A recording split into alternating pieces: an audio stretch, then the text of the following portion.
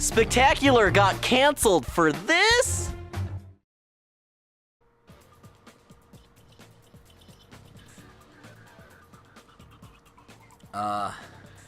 Hey! What's up? Yeah. How you doing? So, yes, I'm aware it's been almost a month since the last part of this. And, for that I feel like a bit of an asshole. Okay, I should probably explain. I could not have started this Let's Play at a more inconvenient time. Like, everything just kinda went wrong at the same time. You ever have one of those weeks or months where, you know, suddenly school started coming down on me, and then I had, you know, there's like family business to attend to, I had a funeral to get to, you know, I had to finish working on Arkham Knight because I was getting, like, pissed off at myself for not having it done yet, so I did that. Go check out the Arkham Knight video if you haven't already. I think it's my best work. I really am proud of how it came out, and I'm really glad that the response has been so positive on it. So, go give that a look, and then come back here. So, yeah. What's up? How you doing? It's been a while. I have to go check what I have to do. Ah, jeez, combat tours. Fine. Okay, let's go find one of those, I guess. Good thing I played this game enough that I'm not, like, horribly lost on what to do.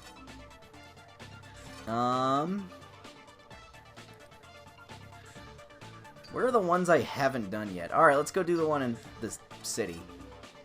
Shit, I swung all the way out of there. I should have just stayed over there. I guess we could stop this driver in the meantime. I'm probably gonna cut this part out. Fuck.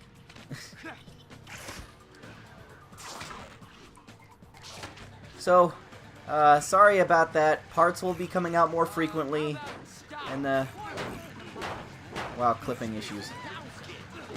So sorry about the giant wait. Parts will be coming out more frequently, and I apologize for making everyone wait so long. I mean, the series kind of sucks anyway, or you didn't really care that much. Not the games. I mean me. I'm just the worst at this. I'm so bad. Ooh, tokens. That's like 90% of my commentary is just going, ooh, tokens. Alright, while we're swinging over to that goddamn combat tour over in the city that I swung right past earlier, I guess I'll go read some questions from the earlier parts. Someone asked if you can see the Triskelion in the skyline of the city, and I don't know because I've never checked. I'm sure... I don't think you can, but I think it would be really cool if you could.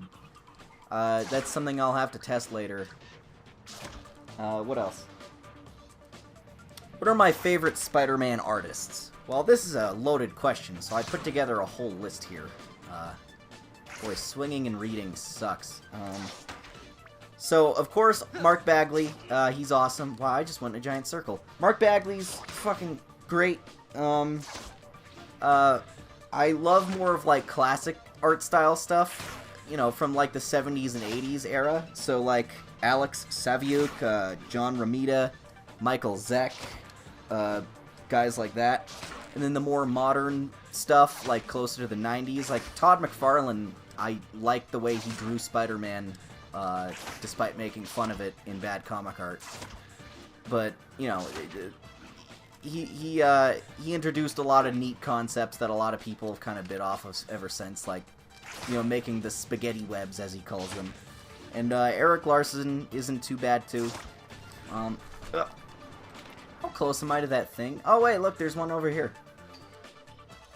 Well, small miracles. I was going kind of the right way.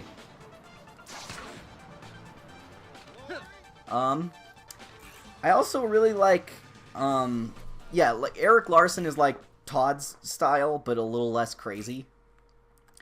And then, John Romita Jr., asterisk sometimes. I think J.R. Jr.'s art style, I understand why people hate it, like, hate it, but I also like it sometimes. And, I think John Romita Jr. is unique as an artist in that his art is only as good as the writing, and I feel like he tends to try harder when the book is well written. Like, I think his work on, like, you know, the Michael Straczynski run of Spider-Man has better art in it than, like, say, the stuff when he was drawing for the Clone Saga. And then I feel like when he draws Planet Hulk, World War Hulk. Boy, I am just shitting this up real bad. I like the art that he did for Kick-Ass, but then he also did art for World War Hulk, the main series for that anyway, and I didn't like that quite as much. Just go down. There we go. I mean, you know, I'm not saying World War Hulk was a badly written series, but I feel like maybe he just wasn't generally as passionate about it, and that's why Iron Man's, like, walking around dressed like a toaster in that series. And Hulk's got that dumb, like, weird-shaped face. Boy, I forgot how hard these were. They can block, I can't block. There we go. Take that, everyone. Someone asked me a question about Homecoming, and they wanted to ask what I thought of Iron Man taking on kind of like a father figure role model role for Spider-Man. And I think that's okay, but the more I think about it, I kind of want I want the two of them to have a falling out, because, like, I like the way Spider-Man kicked his ass in, around the Civil War comic. In fact, he did it multiple times. Because I think Iron Man, and I might get hate for this, but I think he has a tendency to act a little bit like a selfish douche, and I kind of dislike some of the decisions that character has made, or rather the writers have forced him to make. Like, lately he's been a lot more tame, you know. I mean, I guess he's in, like, cryo freeze right now or something stupid, but he's not quite as annoying as he was, but around the 2000s, and then also, you know, Civil War movie, like, he just seems to be kind of acting really dumb. Oh, hey, the lady with the sword. Oh, God, I'm getting my ass kicked. Oh, I forgot I could do that. Please stop. Who throws grenades when you're standing like 10 feet away from the guy you're fighting? This is a fist fight. I'm not overanalyzing this. I think you guys are just bad. Unless that's not grenades and those are like fireballs. Is this some kind of martial art I'm not aware of? There we go. Yeah, alright, now we can get back to story. Probably. Hopefully. Maybe. Probably not. Yes? No? Maybe? I did the city goals! Oh, God. Alright, fine. I'll just go pick up... I'm gonna assume someone got into a car accident. Oh, two of them?! Thank you, Spider-Man.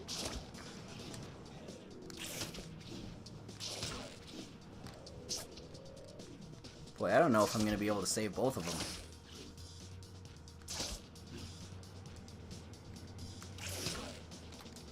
Way to go, Spidey.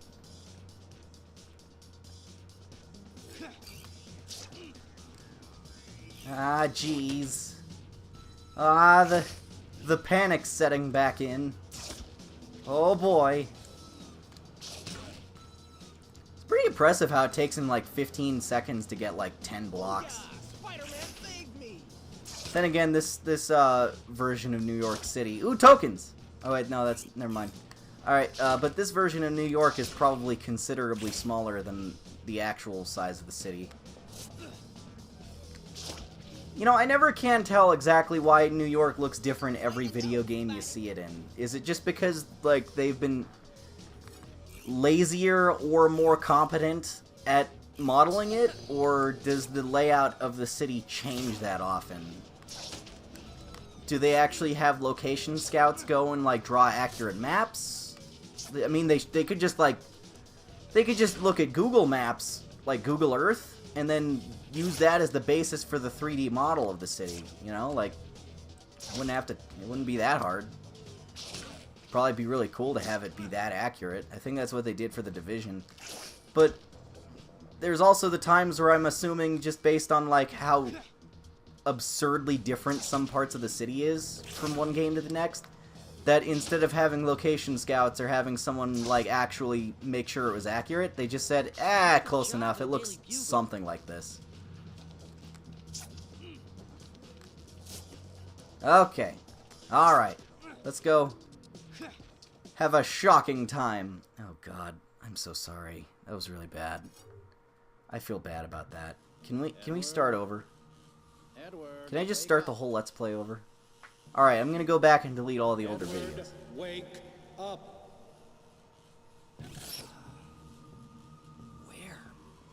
Where am I? Your home, Edward. This is where what you've become was born. I know you. Bolivar Trask, this is my associate, Dr. Adrian Toombs. I did my graduate work with your father's lab. I was there when he and Dr. Parker... Let's get down to business, shall we, Edward? The Venom suit is worth billions of dollars in government contracts. We wish to test This suit, it's too much for anyone to control. It will kill you if we leave you in there alone. When the suit consumes you, we will find someone else to test it. One way or the other, Edward, we will get what we are after. All right. What do I do first? Man, he did not take any convincing. This is a bad gig, man. I don't get it. Oh, it's worth tangling with this thing. A couple $100,000 in all the nook. All right, people, on your toes. No, I want out. You ready? I'm serious. I don't. Hey, freak's vulnerable to electricity. This'll be fun. Bring it!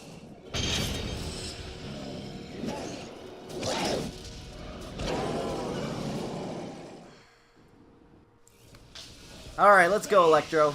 Come back here so I can slap you some. Hey, fun fact, the voice actor for Electro in this game is, what's his name? He's the voice actor for Johnny Test and also, I think, Obi-Wan in the Clone Wars cartoons. And he's also voiced Spider-Man a couple of times. Boy, I'm losing track of him already. But he's voiced Spider-Man a couple of times in Friend or Foe and also the Lego games. And I hate his Spider-Man voice because it just sounds like Johnny Test to me. Hey, get back here, yous. Boy, I bet this is really... This probably is, like, visually really obnoxious because it's just me hammering the jump button to catch up to him. It's the only way to get him! He's gonna... Oh, wait. He's gonna, like, Electro nuke the city. You know, I think if there's any character that's really, like, inconsistently portrayed in comics, it's Electro. Every time you see him, he has, like, a new personality. You know... Like, in the comics themselves, he's really inconsistent. But still, you can get, like, a general feel. Whoa! Ow. Seeing Venom ragdoll is funny. But then there's also, like, in the comics and games... Or not the comics. The games and the movies and the cartoons, he's always different. Like, in Spectacular Spider-Man, he's, like, a guy who got into an accident and has to wear a suit to hide the fact that he's, like, living electricity now. Here, come here. I could use a pick-me-up if you don't mind, sir. Oh, wow, that... Never mind. It's annoying when you're playing a video game and you're supposed to be doing something evil, and then the game gives you karma. And you're like, boy, I sure deserve that for eating all those civilians, but at the same time it's like, hey, I need to eat civilians. Whoa! You can't catch me! I'm the Ginger Man. No bread necessary. I always love when these fight scenes climb up the side of the Empire State Building, just because it's like so... I mean, what a cool, iconic location.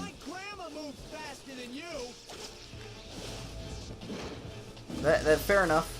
Wow, I don't know how I didn't get hit there. And then, of course, I get stunned. But then there's also Electro in, like, the 2003 animated series where he's, like, some frat boy guy who gets bullied a lot by the other frat boy guys. And then decides he wants to stalk some girl that he likes. Ooh, tokens! Tokens are what's most important in life. Damn it! Oh, just let's play canceled. It's ruined. Sorry, everyone. Come back next time. Ah, you shit. That's not fair. Come back here, use... Wait, I said that already. Oh, and also the voice actor for Electro in this game, whose name escapes me, and it's kind of embarrassing. I know he's also, I think, the voice of Fred Flintstone, and he's, like, freakishly good at that, despite being really young and, you know... Like, you look at him and... Tokens! This is how I failed last time. You look at him, and he doesn't look like he'd be able to do that kind of voice at all, but he's talented enough. Come back here. Don't escape and make me look bad again. Come on. Oh, you're not gonna do your thing? Alright.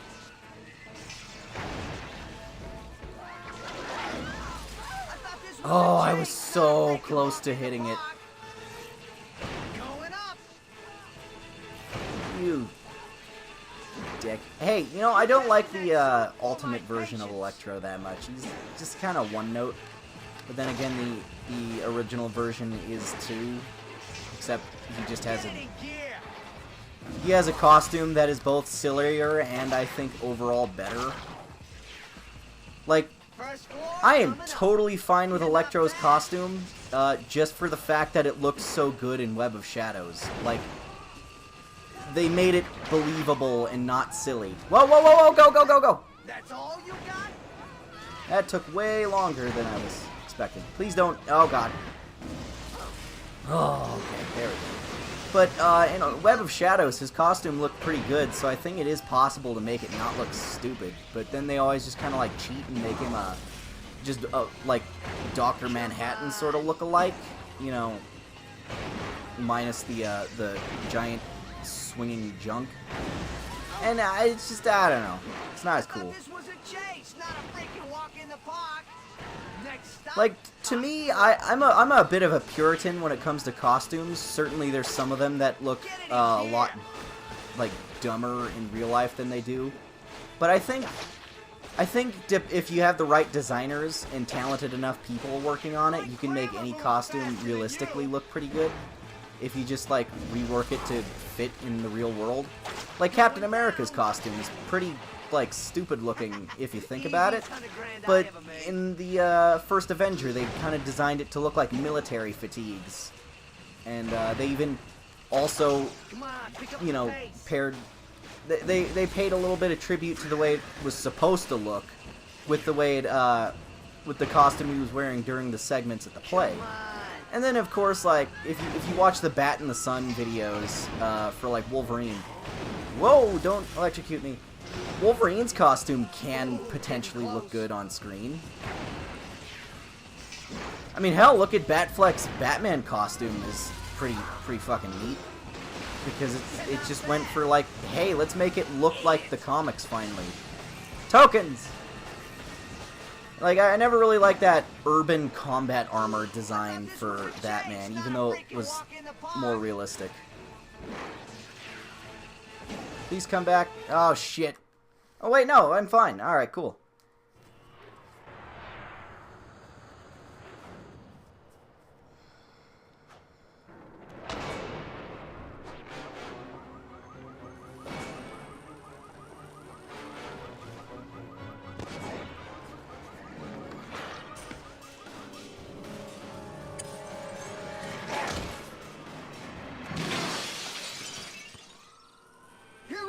You freak! Come on! Let's do this! Come on! Come and get me! Wait a second. Are you fighting another superhero on the side? I thought you and me had something special. I bet it's Daredevil, isn't it? What does he have? Back off, kid! I did it! I finally got that little yutz! Alright, let's finish this up. Fine. Like hell! I got dibs!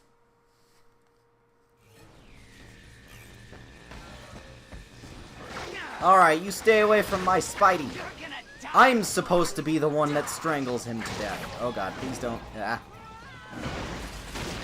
Alright, there's a way to do this fight in like 30 seconds if you just keep spamming throwing cars at him, I think. But I'm not the cheap type. I'm not going to do that. I'm just going to throw cars at him sometimes. It's a good thing the explosion from that car didn't hurt Peter at all, even though he was right next to it. I might accidentally beat him before phase 2 of the fight even starts. I don't know. Nah, he's got this. There you go. Now he's going to bail out. I knew it wouldn't be that easy. Alright. No more screwing around. We're gonna do this. We're gonna do it right.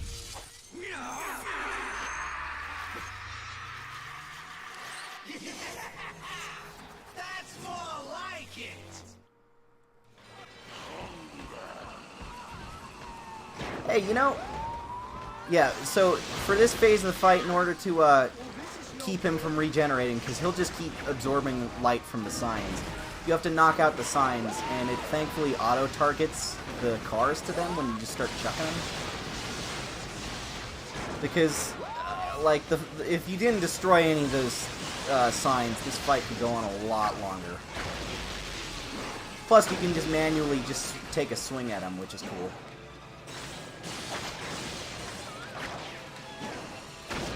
There you go.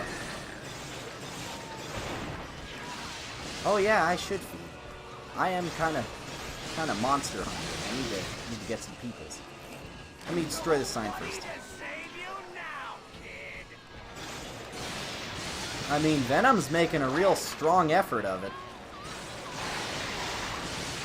Please stop doing that. Here, just chill out for a second, maybe. There you go. You do your thing, I'll do my thing. Wait, I didn't absorb him. Or did I? I hope not. Alright, how many more signs do I have left? See, that's what's cool about Venom's moveset, is that he can hit you way up close, but then also run over. Like, as soon as he knocks you far away with his attacks, he can just keep slapping with tentacles at a distance. So he can just combo people with like 6 or 7 consecutive hits. Stop dodging! Alright, I need to go find... You do your stupid thing, I'll find more people to munch on. Ooh, tokens! I might have a problem. I've never gotten 100% completion in this game, and I guess the reward for that is actually the black suit, and I didn't know that until people started telling me about it. Just one civilian, there you go. Yeah, I get you. Hey, they ripped off this scene for Amazing Spider-Man 2, where he starts absorbing power from the lights in the middle of Times Square. Although it is kind of easy to make that connection. I mean, he's a guy whose power is electricity, wears the most lights in New York. There you go.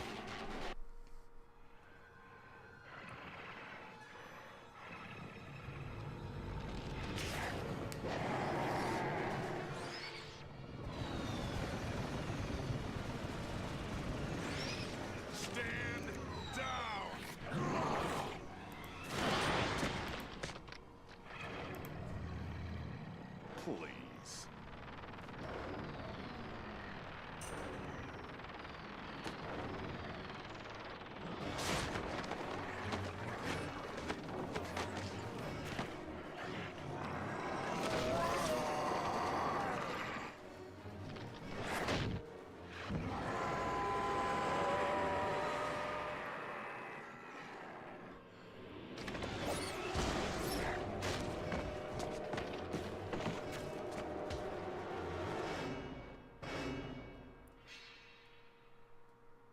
Huh.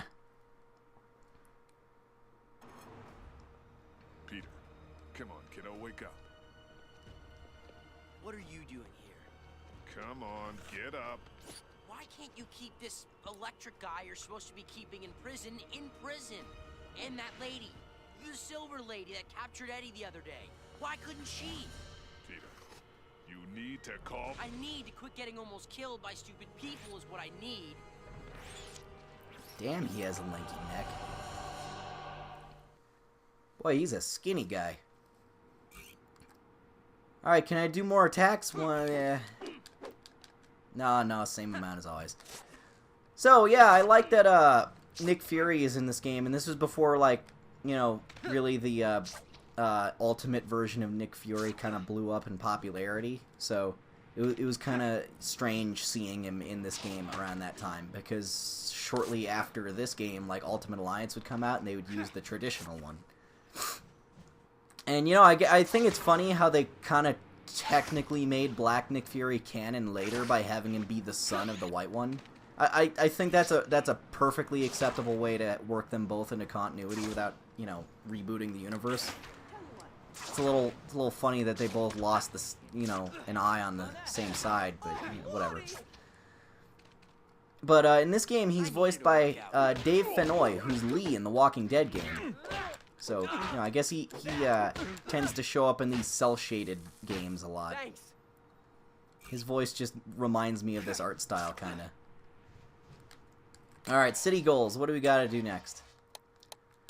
Tokens collected. Yeah. Oh, God. Ah. Alright. We'll go find an easy race. Or maybe we won't. I don't know. Maybe we'll go find the hardest one in the game. Let's go find Johnny. He'll piss us off. Let's go looking for trouble. You know, someone once gave me a really annoying comment on my first part of Spider-Man retrospective, where they were, like, telling me I'm an idiot because I said the Ultimate comics were inspired by this game. And I might have talked about this earlier in this Let's Play, because that was a month ago. But what I meant was, like, the first, I don't know, 10 or 15 minutes of this game, depending on how quickly you play it, were a comic arc. The first one introducing Venom. And that all came out in, like, 2004-ish, I think. Then this game came out and introduced, like, a sort of ending / continuation for that story. Like, what happens after Eddie steps on the downed power lines. And they were written by Brian Michael Bendis. And then, I think in 2009... Here, I'll put up a sort of graphic to prove it. But in 2009 is when eventually the comics got around to canonizing a lot of the events from this game. Like, for example, you know, Beetle running around trying to gather stuff for Doctor Doom, I think. And I wish this game had some kind of sequel, because they kind of set up that plot. Like, the comics ended up setting up Ultimatum, sadly, instead of this. But this version just kind of sets up a plot that I don't think Brian Michael Bendis knew exactly what he was going for at the time. And it kind of didn't really go anywhere after that. I should find a race. Yeah, there's nothing but combat tours out here. There's one. Be really useful if I could, like, put down, like, a waypoint or something. But, that's something I think also happens a lot with Brian Michael Bendis' writing. Like, my very first comic ever that I just sat down and read was Ultimate Spider-Man, and I can't thank him enough. I love this series to death. Some of my favorites. But that doesn't mean it doesn't have flaws, and I noticed that he happens to, set up storylines and then kind of abandon them, or, like, change them, or sometimes just never acknowledge the setup that he did. Like, for example, one of the first things that happens in Ultimate Spider-Man is when Ultimate Doc Ock is introduced. So is the Ultimate version of Eddie Brock. He's shown off-screen saying he's a reporter for the Daily Globe. And it kind of was, like, shown at the time, like, yeah, we're gonna do Venom pretty much the same as the other universe. Then he just kind of, like, threw a wrench in that and decided to go a completely different direction and ignore that sort of encounter altogether. So that scene, I don't know, maybe he's just a different person named Eddie Brock in the Ultimate Universe. Or like at the end of Spider-Man, when Peter gets back to his original universe after hanging out with Miles in the Ultimate one, and then he goes and Googles Miles Morales' name. I don't think that was because he Googles Miles Morales in the original universe and does like this shocked face, like something crazy happened, like he wasn't expecting what he saw. But then they just never really followed up on that. So, especially after the events of Secret Wars, that means there's two versions of Miles in this universe, and one of them may or may not be like a serial killer or something. And I'm really hoping that he eventually gets around to, like, talking about that. Okay. Oh, more city goals. People also ask me, what do I think of Miles as a character? And I think,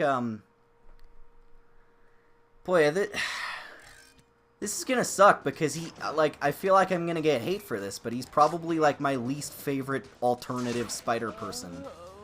And I know everyone's going to immediately go, why, is it because he's black? And it's, no, it's not. It's because, I don't know, he doesn't, like, grab me as a character. And maybe it's because I'm not exactly the target audience, because I am far more similar to Peter than I am to Miles, but I think Miles is not that great of a character because he doesn't have, his personality doesn't stick out to me. He seems almost, actually, I think the biggest problem with him is that in terms of overall personality, what we do see from him is pretty similar to Peter, and it's kind of boring. Like, Miguel is cool because he's not like Peter at all. Miguel O'Hara, the Irish Hispanic Spider-Man, like, he's fucking perfect for me. But, Xavier Mendoza, jeez. But, Miguel O'Hara is like, he's kind of a sarcastic asshole in real life, and whenever I read his voice in comics, I always kind of imagine him sounding like Archer, because he just says such shitty, underhanded, like, it's not even like sort of snarky humor, it's more so just him being kind of rude, and that's how he talks when he doesn't have his costume on. And then when he becomes Spider-Man, he's like all business, because that's when he's like maturing a little. It's sort of like an opposite to Peter.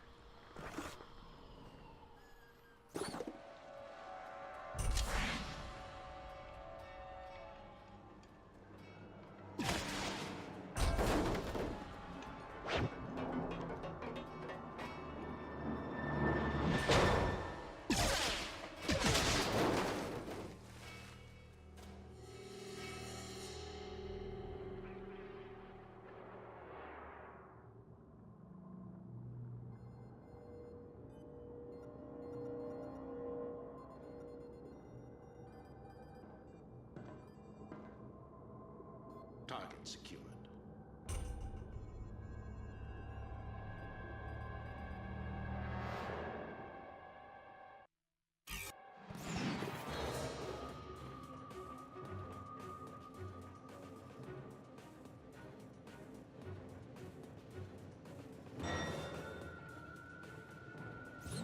General Fury? Osborn's gone. Yes, sir. Of course he is. Why else hit this target? What is that? Jamming device. High-tech disposable. Blinds our eye in the sky.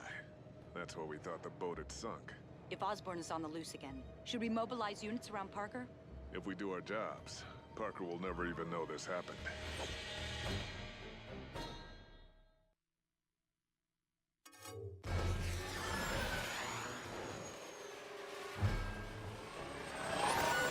There's something you don't see every day. Almost every day. But not every day.